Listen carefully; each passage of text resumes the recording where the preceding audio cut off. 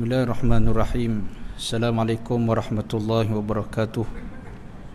Mulai kitab Al-Fatihah. A'udzubillahi minasyaitonir rajim. Bismillahirrahmanirrahim. Iyyaka na'budu wa iyyaka nasta'in.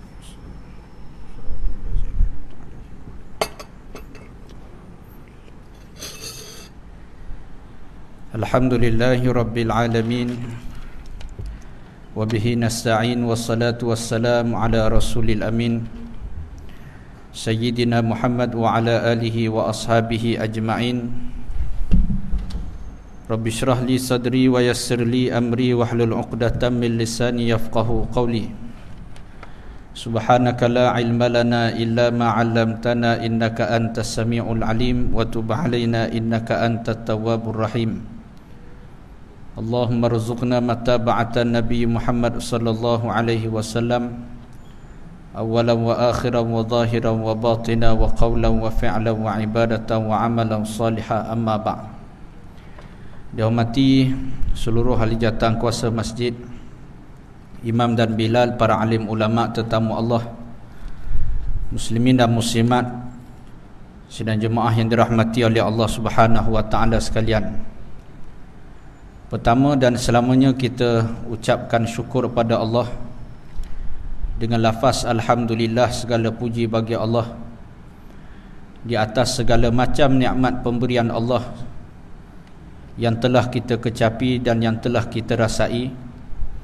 Dan nikmat di antara nikmat yang paling besar yang Allah masih lagi mengurniakan kepada kita pada saat dan ketika ini adalah nikmat kehidupan kita di dunia ini.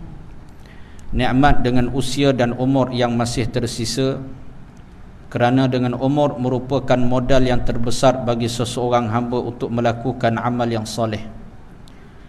Kalau dalam sebuah perniagaan tidak memiliki duit, maka tidak akan ada modal untuk kita berniaga. Tetapi di dalam urusan amal yang soleh, tidak memiliki umur, dengan erti kata mati adalah musibah terhentinya kita untuk melakukan walaupun sekecil-kecil kebaikan. Hari ini kita masih lagi dapat pahala melalui amal kebaikan walaupun sekecil-kecil kebaikan, walaupun hanya melalui sekadar ibadah senyum pada wajah kita adalah kerana kita masih hidup. Walaupun kita mati kelak, kita mati dalam keadaan tersenyum, tetap kita tak akan dapat pahala. Ketika mana senyum ketika hidup kepada saudara kita, maka kata ulama memasukkan kegembiraan ke dalam hati saudara kita adalah suatu ibadah, pun mendapat pahala.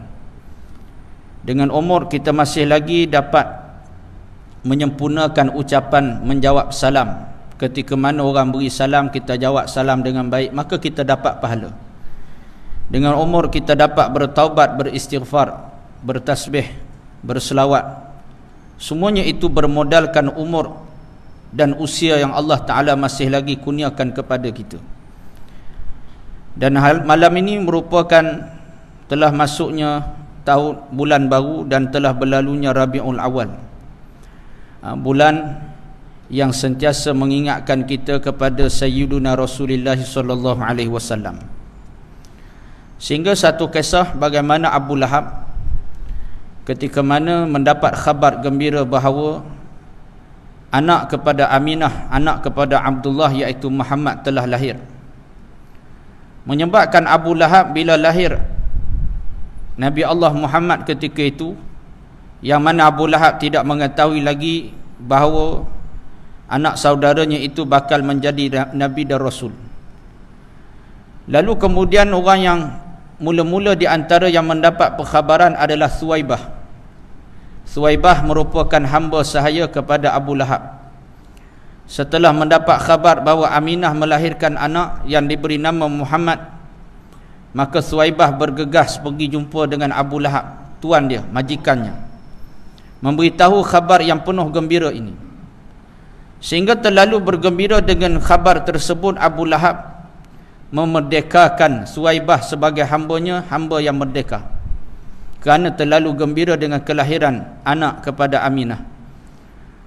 Sehingga apabila Nabi SAW besar, maka Abu Lahab terkena dengan penentangan yang keras, sehingga Allah Ta'ala menurunkan ayat kepada Abu Lahab, tabbat yada abi lahabin wa tabb. Sehingga Abu Lahab ini di antara manusia yang diazab oleh Allah Subhanahu wa Ta'ala. Maka di dalam satu kisah yang dinukilkan, di antaranya dinukilkan oleh Imam Ibn Hajar Al-Asqalani rahimahullahu ta'ala dan beberapa ulama yang lain, setelah kematian Abu Lahab ni tuan-tuan, maka saudara lelaki Abu Lahab bermimpi bertemu dengan Abu Lahab di dalam mimpinya, dan dia berdialog dengan Abu Lahab dan kata Abu Lahab, saat ketika ini aku diazab oleh Allah Subhanahu wa ta'ala, melainkan pada setiap hari Isnin aku diringankan azab oleh Allah kerana asbab aku bergembira dengan kelahiran Muhammad bin Abdullah. Maka kisah ini masyhur disebut oleh para ulama, menunjukkan kepada kita bagaimana Abu Lahab pun diberi keringanan asbab bergembira dengan kelahiran junjungan Nabi SAW. Lalu bagaimana dengan kita yang bergembira dengan kelahiran Nabi kita, yang mana kita ni orang yang beriman? Kita bukan Abu Lahab, kita orang yang beriman, yang bergembira dengan kelahiran junjungan Nabi SAW. Sebab tu kadang-kadang kita rasa pelik, kita rasa hairan bila orang persoalkan kenapa kena buat sambutan hari lahir Nabi, kenapa kena buat maulid, apa dalilnya. Bersungguh dia minta dalil, bersungguhnya supaya manusia ni tak sambut hari lahir kerana dikatakan ini bukan perbuatan para sahabat. Maka tuan-tuan, jawapan yang mudah kepada orang yang mempersoalkan sebegini, kita kalau sambut hari lahir anak bini kita pun tak perlu dalil, kita sambut juga ke? Kita perlu dalil untuk sambut hari lahir anak bini kita? Yang kadang-kadang kita sambut hari lahir anak isteri kita sampai sewa restoran, sampai sewa hotel, sampai habis beribu ringgit untuk buat parti hari jadi cucu kesayangan kita. Tetapi mengapa saat kita nak sambut hari lahir Nabi kita, kita persoalkan, nak minta dalil dengan sebegitu rupa? Lepas tu kata setengah ulama, tanda kerasnya hati seseorang ni, dia tak rasa apa pun dengan kelahiran nabinya, tetapi dia lebih bergembira dengan kelahiran anak dan isterinya. Ini tanda keras hati seseorang. Maka dengan sebab itu, suatu musibah kita hari ini apabila umat tidak kenal Nabi sendiri. Ini musibah yang paling besar tuan-tuan. Makin jauh kita, zaman kita dengan Rasulullah, dan makin jahil kita dengan peribadi baginda Nabi SAW.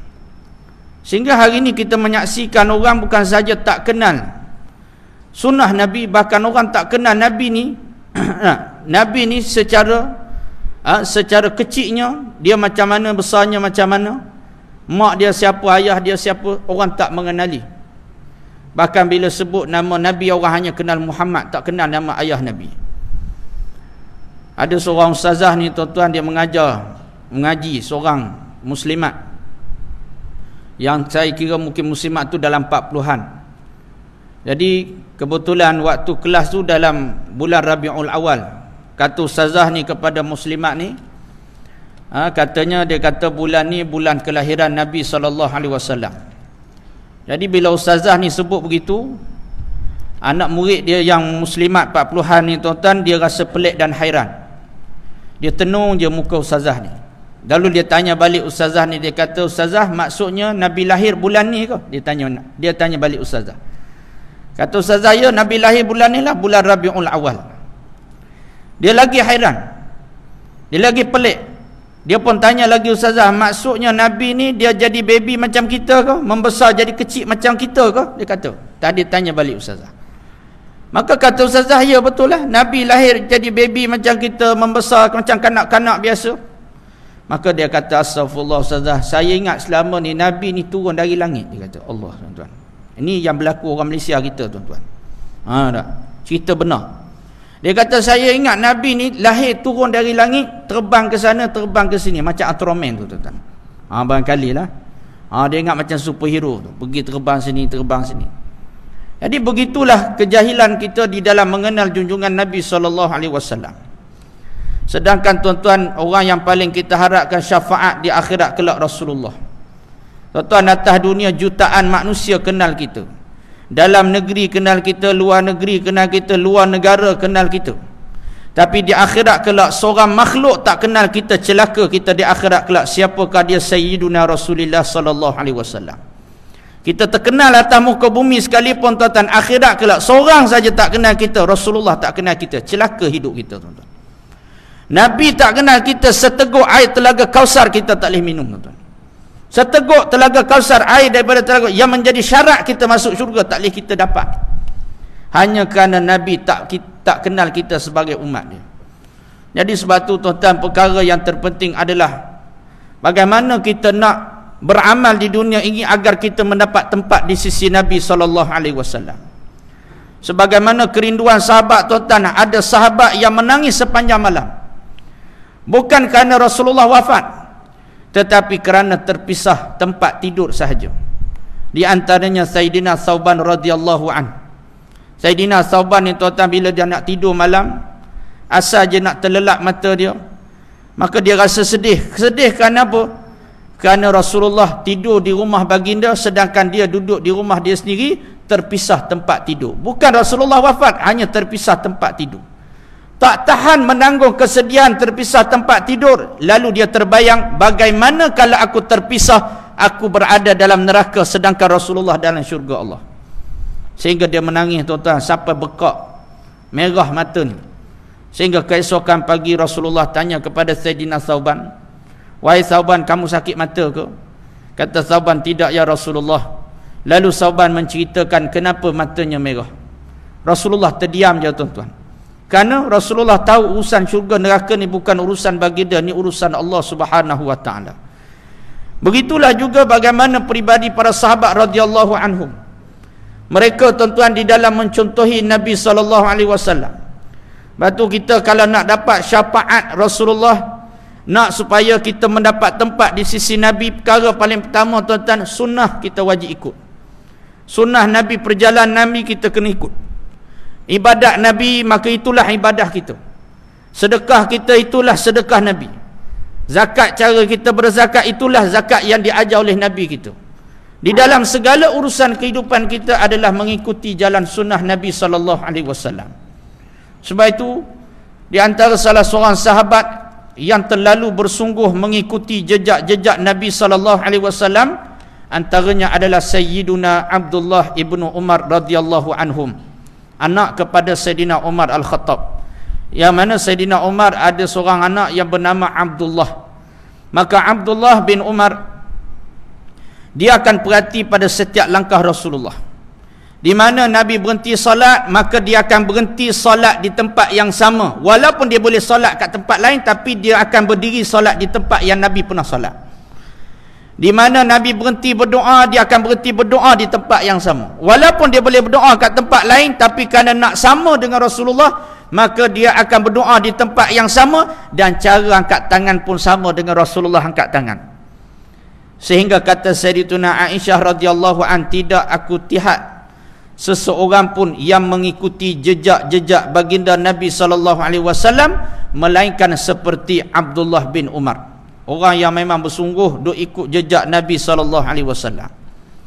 Sebab itu yang kita bicarakan tuan-tuan, saban tahun bahkan saban bulan kita bicarakan ini adalah seorang pemimpin yang setiap kata-kata keluar daripada mulutnya dihafal, dibukukan dan diamalkan. Tak ada pemimpin sepanjang zaman yang setiap perkataan keluar daripada mulut dihafal dan dibukukan melainkan baginda Nabi SAW.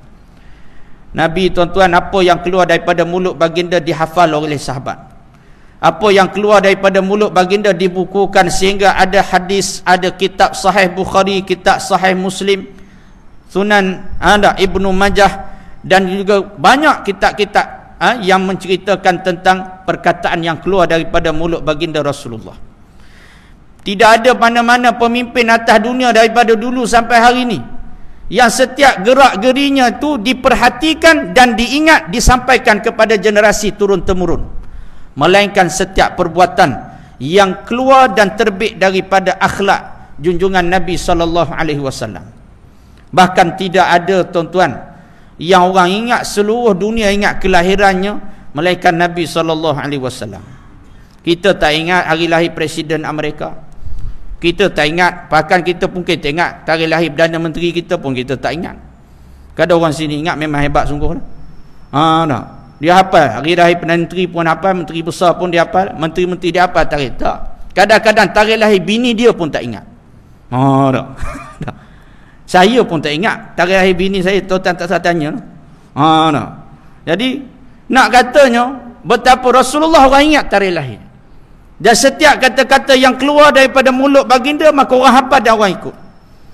Sebab itu para sahabat radhiyallahu anhum ajmain bersungguhnya nak bersama dengan Rasulullah, sampaikan apa yang Nabi makan dia makan, apa yang Nabi suka makan dia suka makan. Makanan kegemaran Nabi pun dia tahu sahabat. Rasulullah dia suka makan kambing. Bahagian mana kambing yang disukai dan digemari oleh Rasulullah, sahabat pun perhati. Rasulullah sangat suka dan gemar kepada kaki kambing. Kaki pula bukan kaki bahagian belakang, dua kaki pada bahagian depan dekat dengan kepala. Ini sahabat perhati, disebut dalam hadis Nabi SAW. Sampai begitu ketelitian para sahabat kerana nak mendapat kecintaan Rasulullah, sehingga sahabat yang dulunya tak pernah tahu Rasulullah ni suka kepada buah dubak. Dubak ni labu, tuan-tuan. Nabi ni suka sungguh makan buah labu. Yuhibbud dubak disebut. Maka setengah ulama membahaskan labu yang macam mana yang Nabi suka makan. Ada yang kata labu air, ada yang kata labu yang isi oren tu, yang kita duk buat pengat, yang kita duk buat sayur. Maka ulama dia katakan labu iaitu labu yang isi warna oren tu, tuan-tuan. Labu apa tak tahulah, masing-masing dia ada nama, masing-masing panggil. Tapi kampung saya panggil pumpkin. Jadi labu itulah, tuan-tuan. Macam mana sahabat tahu Rasulullah suka buah labu? Maka di dalam satu kisah bagaimana Rasulullah dihidangkan dengan masakan labu yang dimasak dengan daging, yang biasanya dicicah dengan roti. Maka bila dihidangkan kepada Rasulullah, adab sahabat tuan-tuan tak akan sentuh makanan selagi Rasulullah tak sentuh. Ini adab ni telah terkubur dalam keluarga kita. Dulu diamalkan, tuan-tuan, hari demi hari dah makin kurang. Dulu anak tak berani sentuh lauk kalau ayah tak makan lagi. Isteri tak akan berani makan kalau suami tak makan. Ini sebenarnya sunnah Nabi, menunggu ataupun memuliakan ketua keluarga. Sekarang ayah lambat sikit, semua anak habis sapu habis lauk. Nak. Jadi tak tunggu dah. Sebab tu hilang berkat dalam keluarga kita bila sunnah pun hilang dalam keluarga kita. Maka sahabat dia tunggu Nabi sentuh makanan, Nabi jamah. Maka sahabat perhati Rasulullah jamah apa dulu. Maka sahabat tengok Rasulullah jamah, iaitu buah labu dahulu. Rasulullah kutik makan buah labu yang dekat. Habis buah labu yang dekat, Rasulullah kutik pula buah labu yang jauh sikit. Rasulullah kutik makan. Kata sahabat, Rasulullah ni memang suka sungguh buah labu. Sejak hari itu aku suka buah labu. Sejak hari itulah. Sejak aku tengok Rasulullah suka ni, aku pun jadi suka. Ini sahabat. Aku jadi gemar pada buah labu kerana aku tengok Rasulullah gemar pada buah labu. Ini sahabat radhiyallahu anhum ajma'in. Jadi dalam kisah ni satu lagi pengajaran kata ulama, boleh juga kita ambil lauk yang agak jauh dengan kita kalau lauk yang dekat tak ada pada dekat dengan kita. Biasa kita dengar kena ambil lauk dekat je. Ini yang biasa kita dengar lah. Tuan-tuan, kebetulan bila buka je lauk tu yang dekat dengan kita sambal belacan, tuan-tuan. Dekat dengan member kita kambing golek. Kata member kita sunnah Nabi, ambil yang dekat je. Kita pula bodoh tak mengaji, duk makan sambal belacan tu sampai habis nasi, tuan-tuan. Jadi yang tak boleh, tuan-tuan, kita ambil lauk yang dekat ada dengan kita, ambil yang jauh dulu supaya yang dekat tu habis lewat sikit. Tu tak boleh. Tapi kalau lauk yang dekat tu memang tak ada, boleh je nak ambil lauk yang agak jauh. Sebab ayam tak ada dekat dengan kita, ada dekat dengan orang tu. Boleh, tak ada masalah. Jadi nak menunjukkan sahabat dia perhati apa yang Nabi suka, apa yang Nabi tak suka, dan bagaimana. Maka dengan sebab itu sunnah yang kecil yang terkubur pun nilainya lebih mahal daripada dunia dan segala isinya. Sebab itu kerugian setiap di kalangan kita, termasuk saya sendiri, apabila berlalu saat kehidupan kita, usia kita yang berjalan tidak pernah berhenti melainkan berhenti dengan mati, maka kita tidak melalui usia kita ini untuk mendapatkan sebanyak mungkin pahala di dalam kehidupan kita. Berapa banyak kerugian kita pada dalam menentukan kanan dan kiri sahaja, tuan-tuan. Dalam menentukan kanan dan kiri mengikut sunnah pun kita dah terluput jutaan pahala. Waktu kita masuk masjid, berapa ramai orang yang memperhatikan kaki yang wajib masuk masjid, kaki kanan, dan kaki yang keluar masjid, kaki kiri. Maka berapa ramai orang yang memperhatikan pada setiap kali dia nak sarungkan selipar, waktu kita nak pakai selipar, kanan dahulu, kiri kemudian. Ini sunnah Nabi. Kemudian bila sampai di rumah, kita buang kiri dahulu, kanan yang paling kemudian. Itu sunnah Nabi. Masuk tandas kaki kiri, keluar tandas kaki kanan. Ambil sesuatu dengan tangan kanan, memberi dengan tangan kanan. Minum tangan kanan, makan tangan kanan. Pada menentukan kanan dan kiri pun, kata ulama, jutaan pahala kita telah rugi di sisi Allah Subhanahu wa taala. Ada orang dia kata, lah apa benda sangat kanan kiri pun, ustaz pun nak marah orang. Tak. Bab kanan kiri pun nak beletir orang kata. Tuan-tuan, saat ini kita perlu orang duk peringatkan kita dengan kanan kiri, kerana kita tak nampak berharganya sebuah amal soleh. Tapi bila kita akan rasa berharga amal soleh, kata Nabi, saat kita dihadap ke mahkamah Allah Subhanahu wa taala. Ini disebut dalam hadis. Nabi cerita, tuan-tuan, dalam satu hadis, kata Nabi, dalam menceritakan tentang bagaimana suasana mahkamah Rabbul Jalil, mahkamah Allah Subhanahu wa taala, kata Nabi, tidak ada seorang yang berani menjadi juru cakap. Masing-masing akan menjadi juru cakap bagi diri pribadi masing-masing. Atas dunia kita ada duit, kita boleh bayar peguam yang paling hebat atas muka bumi.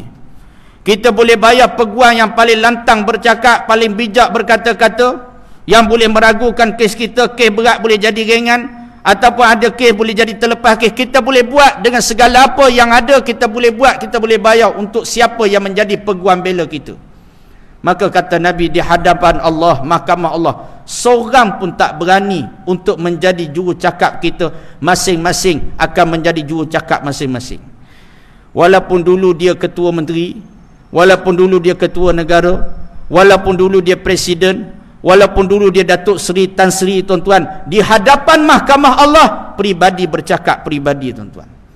Maka saat itu, kata Nabi, dia berpaling ke kanannya, dengan hadapan ada orang boleh tolong dia, yang dia tengok adalah sebahagian kecil amal kebaikan yang sempat dia buat waktu dia hidup. Kemudian dia berpaling pula ke kiri, dengan hadapan ada orang boleh tolong, yang dia tengok adalah lautan maksiat yang telah dia buat. Kemudian dia angkat kepala ke depan, tengok-tengok lautan api neraka Allah yang terbentang di hadapannya. Maka saat itu, kata Nabi, dia sangat berharap pada satu kebaikan, walau sedekah separuh daripada buah kurma. Maknanya saat itu sekecil kebaikan dia sangat harapkan. Tuan-tuan, bila duduk di mahkamah Allah, Allah, kalaulah aku senyum pada seorang tu, nescaya aku dapat masuk syurga. Kalau aku beri salam pada seorang je lagi, boleh masuk syurga dah aku hari ni. Saat itu, tuan-tuan, lemah di akhirat ni, tuan-tuan, baru kita nampak besar pahala sekecil kebaikan. Waktu atas dunia ni kita tak pandang, tuan-tuan. Orang beri salam pun kita buat sombong, tak jawab.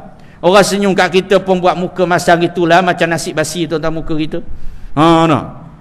Jadi waktu atas dunia ni, tuan-tuan, kita tak dapat kebaikan dengan sekecil kebaikan rugi.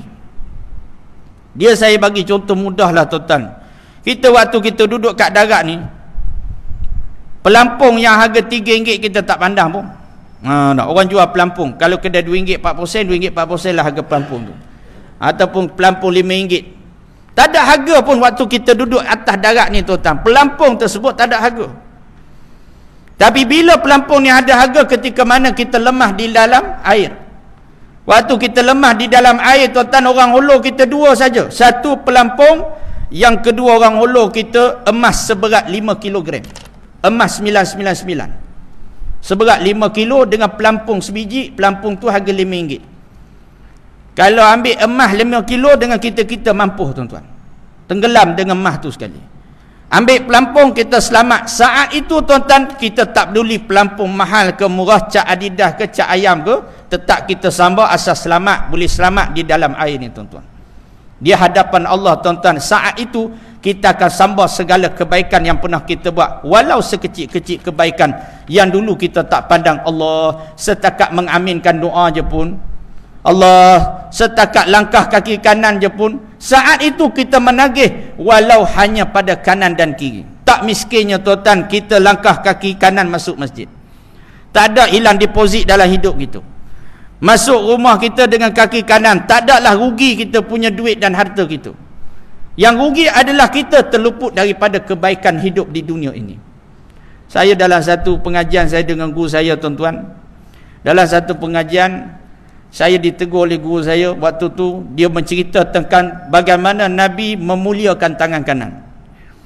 Termasuklah dia cerita, guru kita cerita tuan-tuan, muliakan tangan kanan ni. Kita kadang-kadang makan nasi dengan tangan kanan, tapi bila pegang cawan tuan-tuan nak minum air tangan kiri, sebab tangan kanan ni ada minyak lah, ada kesan lauk lah, menyebabkan kita tak pegang dengan tangan kanan. Kita terluput sunnah dengan kita pegang tangan kiri. Setidak-tidaknya kata guru saya, tampunglah dengan tangan kanan. Tak, minum air ni tampung setidak-tidaknya, sebagai kecaknaan kita pada sunnah. Dan satu lagi yang kita ni jarang-jarang pandang. Tak, jarang-jarang pandang. Apa dia tuan-tuan?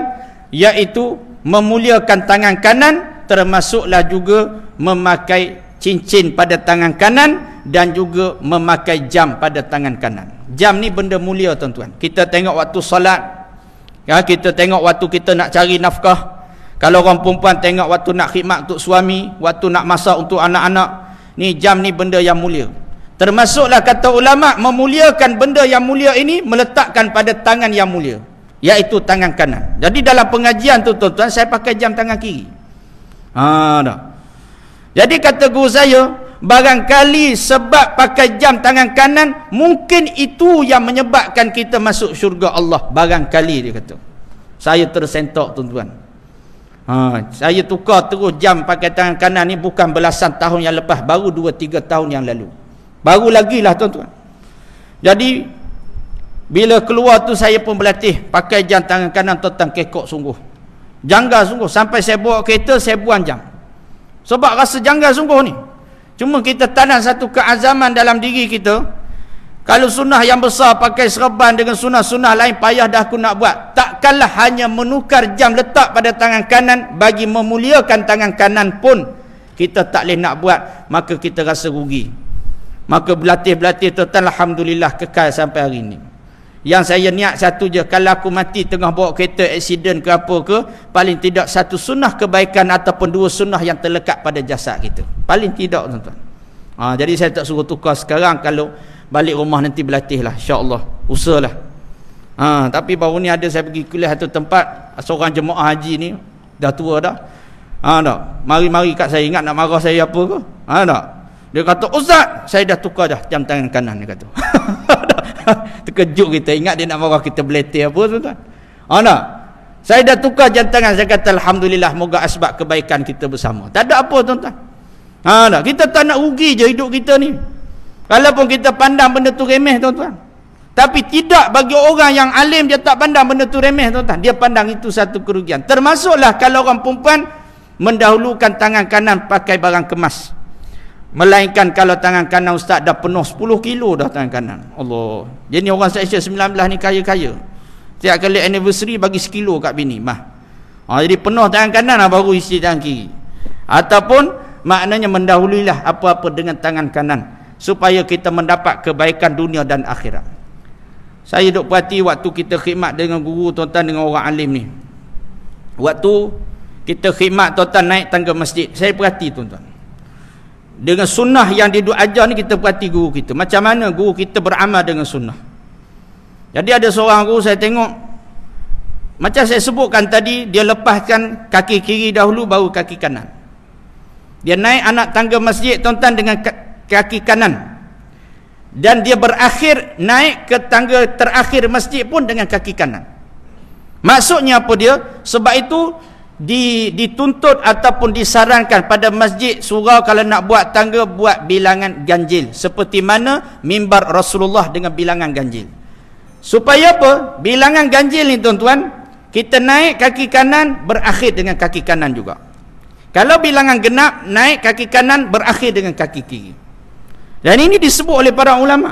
Maknanya kenapa bilangan ganjil genap ni pun diperhatikan oleh para ulama. Kenapa ganjil, kenapa genap. Jadi saya duk perhati, bila guru saya ni duk naik tangga yang bilangan genap tuan-tuan, macam 4 bilangan genap tangga masjid. Saya duk perhati. Maka dia akan naik dengan kaki kanan. Bila sampai anak tangga yang ketiga, dia break sekejap tuan-tuan, dia langkah dengan kaki kanan sekali lagi. Sampai macam tu. Berhati-hatinya orang alim ni tuan-tuan, supaya setiap detik dalam hidup tidak terluput dengan kebaikan. Kita apa peduli kanan kiri yang penting sampai dah Ustaz. Dah. Asal sampai masjid pun dah kira bersyukurlah tu. Tak, yang ni yang kita nak sebut. Kadang-kadang sunnah ini yang jarang kita perhatikan, sehingga terkubur sunnah demi sedikit. Maka begitulah tuan-tuan pada wuduk yang kita ambil pada setiap hari. Apakah kita perhati anggota wuduk yang kita ambil, anggota wuduk yang kita basuh? Sedangkan hadis Nabi SAW membicarakan tentang saat ketika mana membasuh bahagian kepala. Ketika mana kita ambil wuduk, lepas basuh tangan kita basuh kepala tuan-tuan, hadis Nabi menyatakan menyapu pada kesemua bahagian kepala. Ya, walaupun mazhab kita hanya mensyaratkan sebahagian kepala dengan sekurang-kurang 3 helai rambut. Kita kalau 3 helai rambut itulah sampai kiamat kita basuh. Bukan saya kata tak sah tuan-tuan.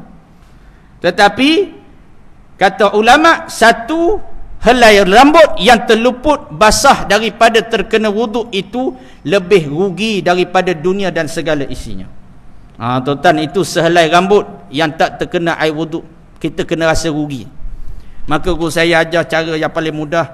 Kita basahkan tangan kita tuan-tuan, ambil, tarik sampai ke belakang, kemudian tarik pula sampai ke depan. Maka insya-Allah, maka moga-moga bercahaya pada semua rambut kita di akhirat kelak. Jadi kalau yang basuh jambul saja tuan-tuan, jambul je lah bercahaya. Kita nak jambul bercahaya saja ke macam mana tuan-tuan?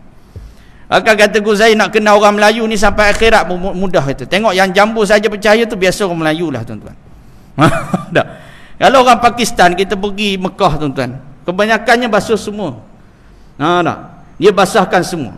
Dia sapu pada rambut. Dia tak basuh sapu tuan-tuan. Beza basuh dengan sapu ni. Sapu ni kita lembapkan tangan kita, basuh air dengan tangan kita, kita sapu ratakan dengan tangan kita sahaja. Tapi kalau rasa susah, selam terus kepala kita dalam qolah masjid. Selesai. Dah, basah semuanya. InsyaAllah, confirm basah yang tu. Jadi nak katanya, ya kita kata Allah Ustaz benda tu kecil je. Ya betul. Tapi sunnah yang kita genggam sampai kita mati ni tuan-tuan, walaupun kecil, kadang-kadang sunnah ini yang menyelamatkan kita daripada mati su'ul khatimah. Yang mengelakkan kita mati dalam keadaan kematian yang tidak elok, sunnah yang kita istiqamah. Sebab itu kata ulama, kita ni memang banyak dosa, banyak maksiat yang kita buat hari-hari. Tapi dalam masa yang sama, kurang-kurang ada sunnah yang lekat dengan kita, dah jadi darah daging kita. Barangkali sebab sunnah itulah yang menyelamatkan kita daripada terjebak mati dalam keadaan su'ul khatimah. Ada orang sambil-sambil ngumpat selawat tuan-tuan. Sambil-sambil ngumpat selawat lagi. Makna tak apalah, asalkan berselawat tu dia tak tinggal. Mungkin kalau dia tak berselawat, lagi banyak dia mengumpat. Jadi dengan sebab selawat tu kurang sikit dia mengumpat. Tengah-tengah selawat terlupa nak, tengah-tengah mengumpat terlupa nak mengumpat pasal apa? Allahumma salli ala Muhammad. Ini hebat ni tuan-tuan. Makna nak katanya, kita dalam keadaan kita memang banyak dosa, tapi barangkali sebab tu yang menyelamatkan kita, lisan kita dan sebagainya. Ada seorang kisah daripada seorang yang soleh, dia menceritakan bagaimana ada sekumpulan perampok dan ada ketua perampok merompok satu buah rumah ni. Dan ketika dia merompok ni tuan-tuan pada waktu petang lepas asar, lalu tuan rumah ni terdengar perbualan di antara ketua perampok dengan anak buah dia. Tanya ketua perampok, lambat lagi ke masuk waktu maghrib? Kita nak buka puasa ni. Tak. Tanya ketua perampok pada anak buah dia. Dia tanya masuk tak lagi waktu maghrib sebab nak buka puasa. Maknanya perampok puasa sunat tuan-tuan. Tak. Jadi tuan rumah ni yang mendengar perbualan tersebut rasa heran, dan dia beranikan diri pergi bercakap dengan ketua perampok. Tadi aku dengar kamu tanya masuk tak waktu maghrib, maknanya kamu puasa ke hari ni? Tanya tuan rumah. Ya, kami puasa. Tak. Kata ketua, kami puasa sunat. Maka kata tuan rumah, kamu bertaubatlah pada Allah Ta'ala, dia kata. Pasal kamu ni aku tengok kamu ni orang baik. Pasal apa nak kena mencuri, ambil harta orang, makan harta haram? Maka kata ketua perempuan minta maaf, dia kata. Kalau nak suruh kami berhenti mencuri, minta maaf, kerana mencuri tabiat kami, puasa sunat pun tabiat kami juga. Jadi tuan-tuan, kita dengar macam pelik ni cerita ni tuan-tuan, orang ulama bawa cerita ni tuan-tuan. Bukan cerita nak penyedak hawa telinga kita malam ni, tak. Bukan cerita yang direka-reka, tidak. Jadi setelah beberapa tahun tuan-tuan, tuan rumah ni, yang rumah dia kena rompak ni pergi haji di Masjidil Haram. Tengah buat haji tuan-tuan, jumpa pula ketua perompak buat haji tuan-tuan. Maka tanya tuan rumah aku ni, macam kenal je muka kamu ni. Kan kamu ke yang masuk rumah aku, merompak rumah aku hari tu? Maka kata ketua, aku memohon kemaafan, minta maaf, dia kata, aku telah bertaubat di atas apa yang aku buat selama, dia kata. Aku telah berhenti dah dengan kerja mencuri. Sehingga tanya tuan rumah ni, apa penyebab yang kamu berhenti daripada kerja mencuri? Dia kata, sebab puasa sunat lah yang aku istiqamah, menyebab sikit-sikit aku jadi rasa bersalah pada Allah Subhanahu Wa Taala. Ni tuan-tuan. Ya, kadang-kadang kita banyak buat dosa. Tengah buat dosa, ada juga sunnah yang kita buat. Jadi maka dengan sebab itu jangan kita pelekeh benda sunnah ni tuan-tuan. Takut orang yang pelekeh sunnah ni mati su'ul khatimah. Walaupun sunnah yang kecil kita pelekeh. Hatta pada sunnah menjawab azan sekalipun jangan kita pelekeh. Dia beza tuan-tuan, orang yang dalam keadaan rasa berdosa tapi nak beramal sunnah, dengan orang yang dalam keadaan dia tengok sunnah yang kecil dia pelekeh. Itu benda yang berbeza tuan-tuan. Batu kita ni kalau tak suka pada sunnah, jangan duk pelekeh. Sehingga adab kita ketika mana mendengar azan, kata ulama, perlahankan kita punya radio, perlahankan kita punya televisyen, perlahankan kita punya, ataupun kita berhentikan terus apa saja yang menghalang gangguan daripada kita mendengar azan, untuk kita menjawab laungan azan. Sebab kata ulama, hikmah laungan azan yang kita kena perhati dan jawab itu, di dalam azan itu ada kalimat la ilaha illallah yang kita sentiasa jawab ketika mana kita hidup. Kerana bimbang takut siapa yang sengaja memekakkan telinga daripada mendengar laungan azan. Dah masuk waktu. 1 minit lagi. Siapa yang sengaja memekakkan telinga ketika mana mendengar laungan azan, takut-takut Allah pekakkan telinga dia saat dia menghadapi sakaratul maut, saat orang bisik la ilaha illallah, Allah pekakkan telinga dia, dia tak boleh nak mengucap la ilaha illallah. Jadi sebab tu kita kata kita duk peli dengan sunnah yang kecil, kebimbangan kita itu tuan-tuan. Takut kita tak dapat bersama dengan junjungan Nabi SAW di akhirat kelak. Jadi muslimin dan muslimat yang dirahmati oleh Allah Subhanahu Wa Taala, maka usahalah kita memahami sunnah, duduk berteleku dalam majlis ilmu. Moga-moga Allah Ta'ala berikan kekuatan kita memahami sunnah Nabi SAW. Jadi setakat itulah sebagai perkongsian ringkas malam ni. Apa yang baik datang daripada Allah, yang lemah yang kurang datang pada kelemahan diri saya sendiri tuan-tuan. Aqulu qali hadza wa astaghfirullahal azim li wa lakum. Assalamualaikum warahmatullahi wabarakatuh.